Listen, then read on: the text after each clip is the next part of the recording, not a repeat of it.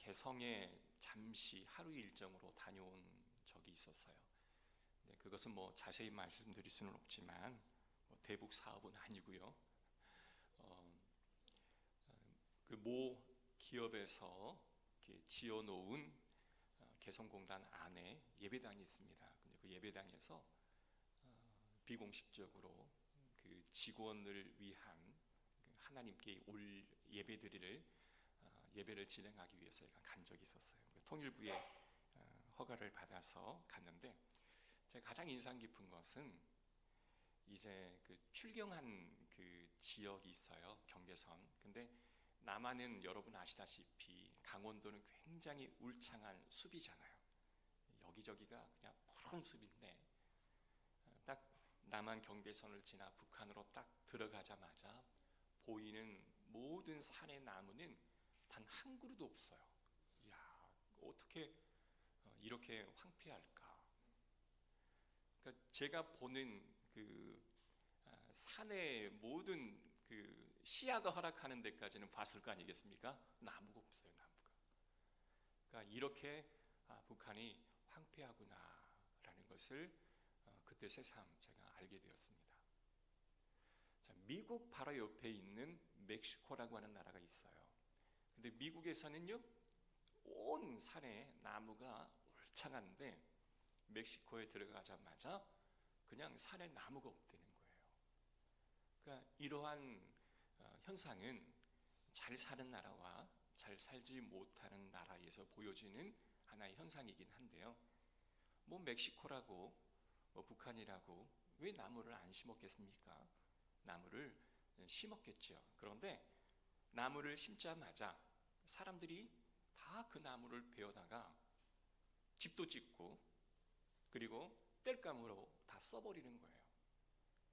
그러니까 나무를 심는 엄두를 내지를 못하는 거죠. 나무는 산에 있어야 아름답고 의미가 있는 것입니다. 모든 그 존재는요, 그 존재가 있어야 할 위치와 의미가 있는 것 같아요.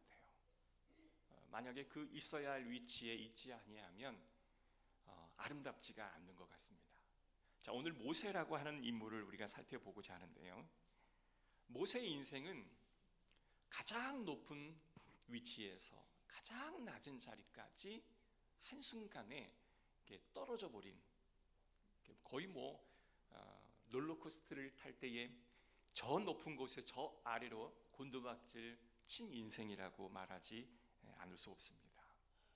그리고 그가 어릴 때에 태어났을 때와 그가 하나님의 부르심을 받은 그 느보산에서의 그 죽음을 우리가 생각하면 정말 한편의 장편 영화를 보는 듯한 그런 웅장한 그의 삶을 우리는 보게 되는 겁니다. 그가 태어났던 애국은 오늘날 미국처럼 초강대국 중에 초강대국이었습니다.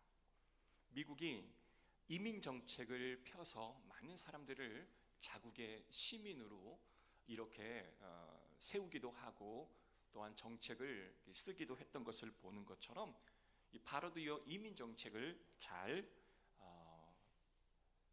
했었습니다. 그래서 많은 백성들을 이제 자국의 시민으로 인정을 했죠. 그런데 바로가 왕이 되면서 이 이민 정책에 근본적인 수정을 가게 돼요. 왜냐하면 이민자들이 너무 많아지다 보니까 그 이민자로 인해서 그 자국인들의 이 먹거리가 줄어드는 거예요.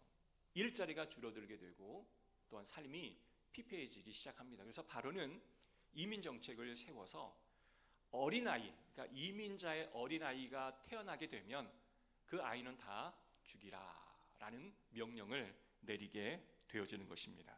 그때 태어났던 인물이 바로 모세예요. 그가 그 부모님이 3달 동안 이 모세를 잘 키우곤 하였지만 그 울음소리가 바깥으로 계속 새어나가기 때문에 더 이상 키울 수가 없고 그 아이를 이제 바구니에 담아 나일강에 띄워 보낼 수밖에 없었던 거죠. 그런데 참 기적적으로 그 나일강에서 산책을 하고 있었던 이 바로의 공주가 그 갈대 상자를 보게 되죠. 그래서 그 갈대 상자 안에 있는 아이 하나가 자신에게 주어진 운명이다라고 여기고 궁중에서 40년 동안 그 아이를 양육하게 됩니다. 모세의 삶은 누가 보더라도 완전 인생 역전인 거예요. 저 밑에서 갑자기 하늘로 이제 솟아오르는 그러한 인생의 역전의 전형적인 모습을 보여주고 있다라는 겁니다. 여러분, 초강대국의 애굽에, 그것도 그 하나뿐인 딸의 아들로 양육되어진다. 야, 이거는 참 멋진 인생 역전이 아니겠습니까? 그런데 40년을 살고 그가 40세가 되던 그 해에 자신의 동족을 괴롭히는 관리를 죽임으로 인해서 그런 도망자의 신세가 되어져 버리고 맙니다. 여러분, 어릴 때, 청년의 때에 우리가 잠깐 실패한 것은 그 인생의 자양분이 된다라고들 이야기해요. 그런데 인생의 나이가 어느 정도 찬 상태에서의 어떤 실패는요, 굉장히 치명적인 그런 결과를 가져오게 됩니다. 40년 동안 모세는 얼마나 많은 꿈을 꾸었겠으며 얼마나 많은 계획을 세웠겠습니까? 그런데 그 한순간에, 정말 그 한순간에 그의 선택의 미스로 인해서 그는 한순간에 미디안에 쫓겨가는 인생으로 뒤바뀌어 버리게 되었던 거예요. 여러분, 우리가 살다 보면, 여러분, 돈 모으기가 쉽습니까? 내 인생의 계획을 잘 세우고 지금 우리가 누려야 할 것들을 다 포기한 채 살아야만 이게 돈이 모여지는 겁니다. 그런데 그 모았던 모든 돈이 하루아침에 다 빠져나가는 것은 그냥 너무나 한순간인 거예요. 여러분, 화무 11홍이라는 말도 있잖아요. 권력을, 아무리 높은 권력을 가져도 10년 이상을 유지할 수 없는 것이 권력이다라고 생각해 본다면, 이 솔로몬의 그런 고백, 헛되고 헛되니 모든 것이 헛되고 헛되도다. 여러분, 인생이 꼭 모세의 인생을 통해서만 보지 않더라도 우리의 삶에서 일어나는 모든 인생에 일어난 일들을 보면 참 허무한 일들의 연속이 아닐까 싶습니다. 모세는 40년 동안은 세상의 중심에 서 있었다가 이제 그는 하루아침에 쫓겨나가 세상 그 어느 누구도 그를 기억해 주지 아니하고 또한 그 자신도 그냥 세상에 잊혀진 이 존재로 살아가는 모습을 보게 됩니다. 자, 그러다가 어느 날 자신의 얼굴을 자기가 봐요.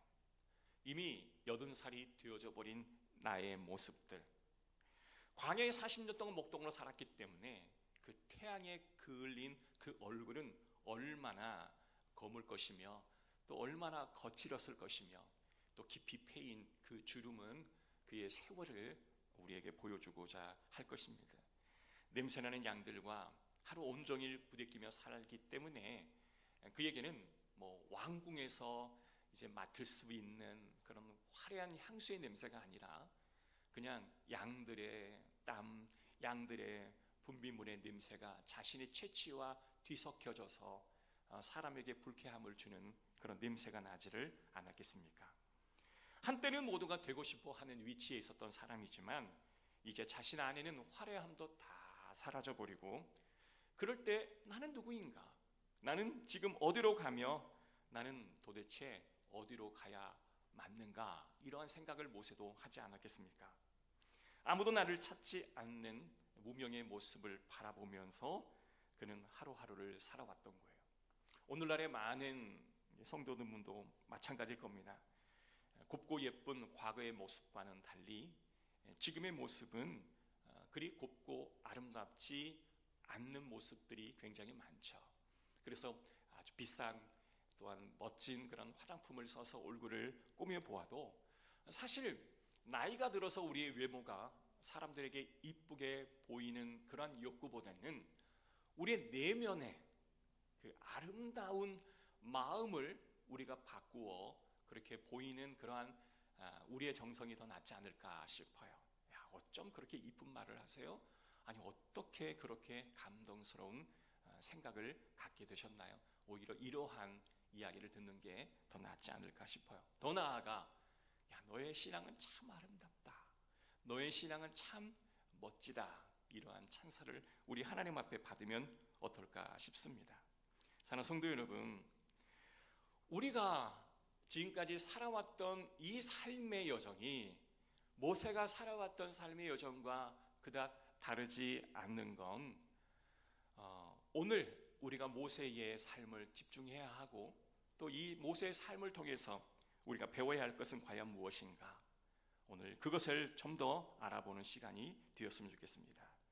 이때의 모세를 하나님이 부르십니다. 모세야, 모세야. 모세가 하나님의 부르심을 받고 어떻게 하였나요? 하나님의 그 부르심에 모세는 거절을 합니다. 그 모세를 통해서 하나님께서 이 바로에게 가서 이스라엘 너의 동족을 주려고 봐라, 이 원대한 꿈을 그에게 말하지만 모세는 두려웠던 거예요. 무엇이 대체 그가 두려웠던 것일까? 첫 번째는 그의 과거가 두려웠던 것입니다. 모세는 문제투성의 사람이었다고 그는 생각했을 겁니다. 그런데 하나님께서는요, 문제 없는 사람을 사용하는 것보다 문제 있는 사람을 고치셔서 사용하시는 하나님의 모습을 봅니다. 저희가 이제 자녀들을 양육하고 또 학생들을 사역을 하면 어떠한 것들이 있냐면, 부모에게 있어서 학대를 받은 그 아이들을 종종 만나게 됩니다. 어느 한 목사님이 이렇게 표현을 하더라고요. 부모는 우리의 마음의 고향이다. 마음의 고향이라고 하는 것은 나의 본질이에요. 그죠? 근데 부모로부터 학대를 받은 건 내 마음의 본질인 고향을 한순간 잃어버리게 된 그런 어려움을 그 자녀에게 주는 것이죠. 그래서 우리는 자녀를 존중해야 하고, 또한 자녀가 나에게 속해 있다라고 생각하는 그런 생각에서 떠나서 오히려 자녀를 더 존중하는, 하나님이 내게 잠시 동안 위탁해서 관리하라 명한 그런 마음으로 우리는 자녀를 관리해야 합니다. 그런데 이 부모로부터 이런 학대를 경험하는 자녀들은요, 그 목사님 그렇게 고백하더라고요. 잠깐 부모로부터 정서적으로 이격해라. 그리고 그 마음이 화해될 마음의 준비가 되면 그때 화해했으면 좋겠다 라고 이야기를 합니다. 왜 이런 말을 하냐면, 마음의 고향을 잃어버렸던 수많은 젊은이들이 현실로 인해 고통스러워하고 어려워하는 그런 상황 속에서 갈피를 알지 못하기에 그의 과거의 상처를 치유하고자 이와 같은 말을 하지 않았을까 싶어요. 원망에 나의 인생을 다 허비해버릴 것이 아니라 정말 내 부모 위에 계신 그 부모보다 더 큰 존재가 나를 바라보고 계시다라고 하는 사실을 알고 우리의 그 아픔을 우리는 치유해 나가야 할 줄로 믿습니다. 그래서 모세는요, 이런 과거의 아픔과 상처가 있었던 거예요. 나는 살인자다. 여러분, 살인자라는 이 표현은 과거나 지금이나 우리 인간의 입에 담아 놓기가 부담스러운 단어입니다. 제6계명이 뭐예요? 살인하지 말라 아닙니까? 인간과 인간 사이에서 하지 않아야 할 가장 첫 번째가 이 살인입니다. 사람의 생명을, 하나님이 주신 그 생명을 인위적인 방법으로 앗아가 버리는 것을 하나님이 가장 나쁜 그런 죄다라고 이야기하는데, 모세는 스스로 생각할 때 나는 살인자다. 그 어떤 정당성과 합리화를 거기에다가 붙인다 할지라도 나는 살인자다. 여러분, 이 과거의 아픈 상처가 하나님의 부르심에 수긍하여 앞으로 나가지 못하는 한계를 가져오게 되었던 것이죠.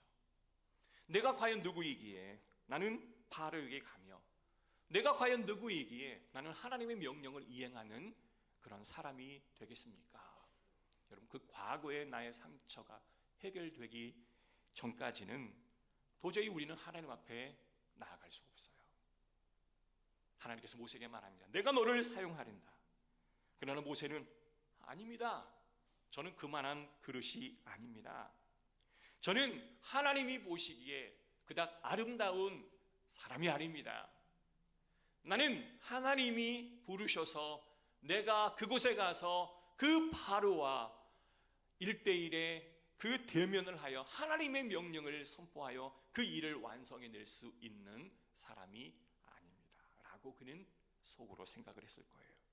사랑하는 성도 여러분, 그러나 이전 것은 지나고 새로운 모습으로 바꾸어 주실 하나님을 소망하며 주 앞으로 나아가는 우리 모든 교회 성도들이 되시기를 주의 이름으로 축복합니다. 과거에 어떠한 인생의 아픔이 있다 할지라도 원망하고 자책하고 그리고 후회하면서 오늘 하나님의 부르심에 반응 못하는 것이 아니라 그 모든 것을 뛰어넘으시고 우리의 한계와 상황의 한계를 이기신 하나님을 의지하며 나아가는 저와 여러분이 될 때 하나님이 반드시 큰 일을 이루어내실 줄로 믿습니다. 두 번째, 하나님이 모세를 부르실 때에 모세가 즉각적으로 반응을 못했던 이유 중에 하나는 현실의 그의 상황이었습니다. 그의 나이가 80세예요. 여러분, 80세라면 꿈을 가지기보다는 인생을 정리해야 할 나이가 아니겠습니까? 모세는 몸도 마음도 지쳤습니다.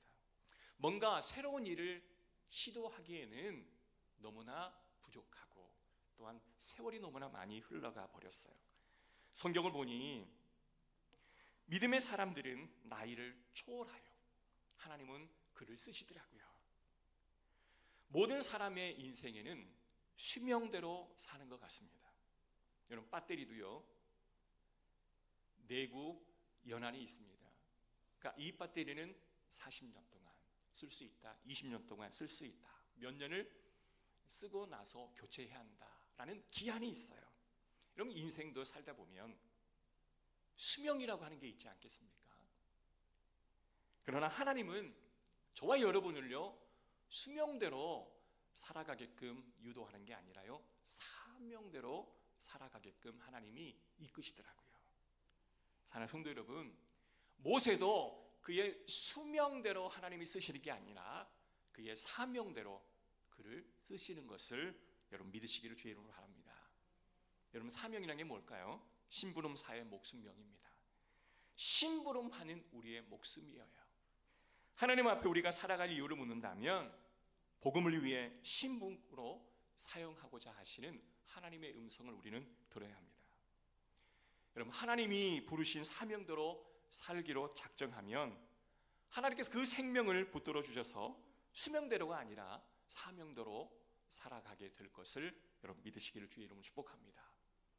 여호수아가 그랬고, 갈렙이 그랬고, 요나가 그랬고, 또한 신약 성경에 예수님께서 야이로의 딸을 살리실 때도 그랬고, 나사로를 3일 만에 살리실 때도 그러했습니다. 바울이 떨어진 유두고를 다시 살릴 때도 그랬고, 예수님께서 십자가에 죽으신 이후에 하나님이 살리셔서 하나님께서 부활케 하신 것도 그들에게 남은 사명이 있기에 그들을 하나님이 다시 살리신 게 아니겠습니까? 그래서 하나님, 우리가 꼭 죽을 것 같아 보이고 또한 우리가 절망스러운 일이 있다 할지라도 하나님은 저와 여러분을 갈렙과 같이, 유두고와 같이, 베드로와 같이, 야이로의 딸과 같이 다시 타오르는 인생이 될 수 있도록 여러분 기도하는 저와 여러분 되시기를 주의 이름으로 축복합니다. 그래서 주님은 지금도 저와 여러분을 부르셔요. 이러한 부르심에 초청을 받은 우리는 어떻게 해야 됩니까? 아멘. 주님, 제가 그 길을 따라가겠습니다. 주님, 제가 그 길을 따라가겠습니다. 이렇게 고백하는 우리 모든 성도 되시기를 주의 이름으로 축복합니다. 여러분, 수많은 믿음의 선진들이 그 길을 걸어가셨습니다. 내가 해야 할 역할이 있고 내가 맞춰야 할 사명이 있는 거예요. 한 사람 한 사람, 우리 성도 한 분 한 분들이 해야 할 사명들이 있더라고요. 여러분, 그 사명 결코 망각하지 마시고 우리 그 사명을 잘 감당하는 저와 여러분 되셨으면 정말 좋겠습니다.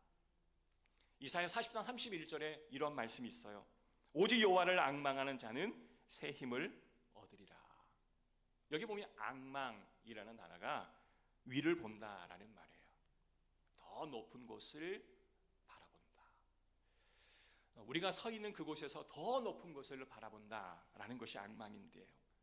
현실에 그 어려움이 있지만 하나님께서 우리의 생명을 연장시켜 주시고 우리의 모든 상황을 바꾸어 주셔서 더 높은 것을 앙망하게 되는 우리의 모습이 되었으면 좋겠습니다. 세 번째는요, 모세가 거절했던 것은 그의 미래가 불안전했기 때문입니다. 여러분 지금 어떠세요? 세계적으로 보면 지금 먼 유럽에서도요, 전쟁이 아직도 끝나지 않았습니다. 직장인들도 직장 잡기가 굉장히 힘들고 결혼도 포기하고 살아가는 세대들이 굉장히 많고, 그리고 정치나 경제나 예술이나 모든 문화에서도 다들 어렵다고들 난립니다. 여러분 다 거론할 수 없는 어려운 시대가 바로 지금 이 시대입니다. 하나님이 가라 하지만 하나님, 우리의 미래가 불투명해요. 아니 과거도 그랬고 현재도 그랬고 미래도 별반 달라 보이지 않는데 왜 하나님은 자꾸 가라고만 하십니까? 하나님께서 아무리 축복의 가나안으로 가라 하시지만 왜 우리 보고 가라고만 하십니까? 그런데 오늘 12절에 두 가지 말씀이 나와요. 우리 다시 한번 말씀을 한번 읽어볼게요. 12절입니다. 시작. 하나님이 이르시되 내가 반드시 너와 함께 있으리라.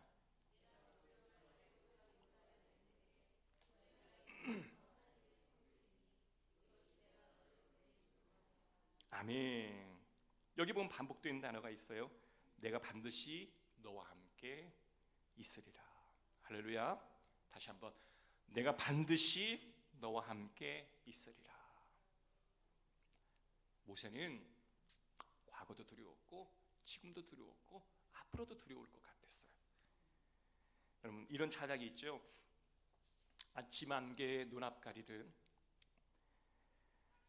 아무것도 보이지 않는 안개와 같은 인생을 살아가는 모든 성도들의 삶에 얼마나 두렵고 얼마나 어려운 일들이 그들을 옴짝달짝 할 수 없게 만들었겠습니까? 하나님께서 그런 모세에게 말씀하십니다. 내가 너와 함께 하리라.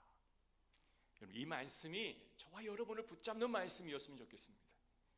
하나님이 우리와 함께 계시다니, 그래 우리의 미래가 그래 하나님이 인도하시니 그래 두려워하지 말고 나아가자. 두려워하지 말고 나아가자. 제가 서두에 말했던 것처럼 여러분 산에 가면 정말 울창한 나무들이 많습니다. 그런데 곱고 뻗은 나무도 있고 또한 굽고 별로 이쁘지 않는 나무도 있어요. 천장을 뚫을 것 같은 수려한 나무들, 그냥 두께가 한 수미터가 되는 그런 아주 아름다운 나무들도 있죠. 그런데요, 어느 한 그 산을 지키는 그 산지기가 이런 말을 하더라고요. 과거 우리나라가 정말 힘이 들 때, 우리나라도 50년대 60년대 오히려 북한보다 더 못 살지 않았습니까? 근데 그때 사람들이 와서 산에서 나무를 엄청나게 베어가 버렸대요. 그런데 좁고 아주 그냥 웅장한 나무들 중심으로 다 베어가 버리더라는 것입니다. 남아있는 게 구부러지고 또한 잎도 별로 없는 그냥 앙상한 가지를 가지고 있는 나무만 다 남았대요. 그런데 그 가지가 30년이 지나고 40년이 지날 때에 이 산을 지켜주는 나무가 되었다라고 이야기합니다. 근데 보여주는 영상이요, 나무가 별로 구부러지고 그냥 기형적으로 생겨서 볼품이 별로 없어요. 사실 저와 여러분이 그러한 모습 아닐까 싶습니다. 우리의 과거를 보면, 우리의 현실을 보면, 우리의 미래를 보면 곱고 높이 세워진 그런 나무라기보다는 때로는 우리의 과거에 굽어있는 상처, 현실에 어두운 우리의 굽어있는 그런 현실들, 미래에 희망할 수 없는 굽어있는 그런 일들이 때로는 우리의 모든 상황을 대변해 주는 것 같지만, 여러분 그 산을 지키는 것은 곱고 뻗은 나무가 아니라 굽어있는 나무라라는 거예요. 우리의 모습을 비하하려 드리는 말씀이 아닙니다. 교회를 지키는 사람은 곱고 또한 멋있는 그런 사람이 아니라 매일매일 교회에 와서 기도하는 그 한 사람들이 교회를 지켜간다라는 것에 저는 동의하고 싶습니다. 오늘날 수없이 많은 교회에 수없이 많은 화려한 일들을 이뤄냈던 사람들은 너무나 많지만 결국 교회를 지켜가는 것은 기도하는 그런 몇몇의 사람이 교회를 지켜갔다라고 이야기하는 것이죠. 사랑하는 성도 여러분, 오늘 우리는 결단했으면 좋겠습니다. 하나님, 제가 하나님 앞에 기도하는 자가 되겠습니다. 하나님, 나를 사용하여 주시옵소서. 내가 흘리는 땀 한 방울이 교회를 세우고 하나님의 거룩한 사명을 잘 감당하여 우리 교회가 하나님의 놀라운 그런 도구로 사용되어질 수 있도록 인도하여 주옵소서. 하나님, 붙여주신 믿음의 동역자를 허락해 주신 것을 감사합니다 라고 기도하는 우리의 모습이 되었으면 좋겠습니다. 주님 오시는 그 영광의 그날, 주님이 쓰시는 그 생명책에 저와 여러분 이름이 기록될 그날, 요한계시록에 나타난 그 하나님 앞에 칭찬받았던 7교회 중에 딱 2교회만 칭찬을 받지 않아요. 그 중에 한 교회였던 빌라델비아 교회처럼 저와 여러분의 놀라운 미래에 하나님의 그 만남의 시간에 칭찬받는 우리의 기도하는 자들이 되기를 주의 이름으로 축복합니다. 기도하겠습니다. 하나님,